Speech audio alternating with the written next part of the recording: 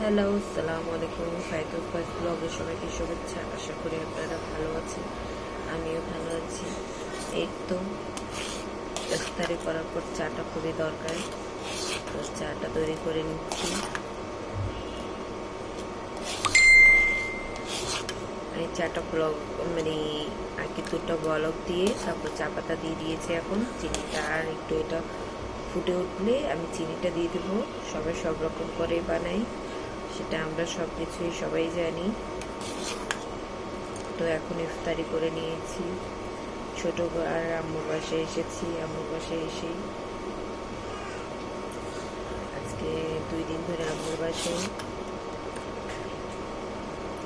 তো অনেক কিছু খাওয়া দাওয়া এনজয় করা হয়ে যাচ্ছে।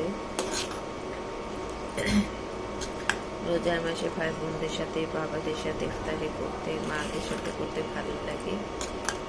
তো আমি চাটা হয়ে যাচ্ছে, দেখতে পাচ্ছেন সুন্দর হয়েছে। এখন আমি পরিমাণ মতো চিনিটা দিয়ে দিচ্ছি।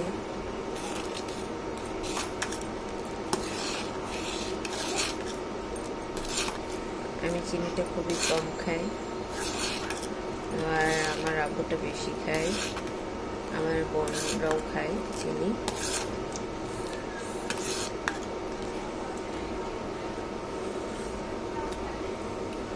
আর একটু সুগার লাগবে বোধ হয়।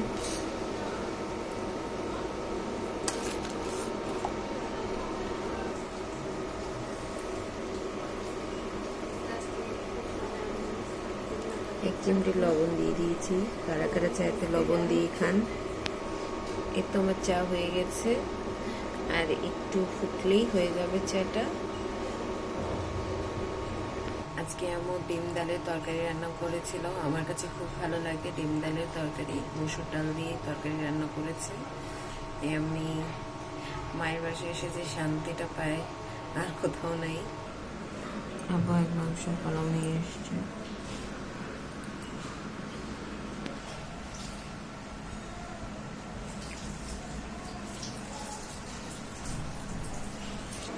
আল্লাহ হাফিজ, সবাই ভালো থাকবেন, সুস্থ থাকবেন।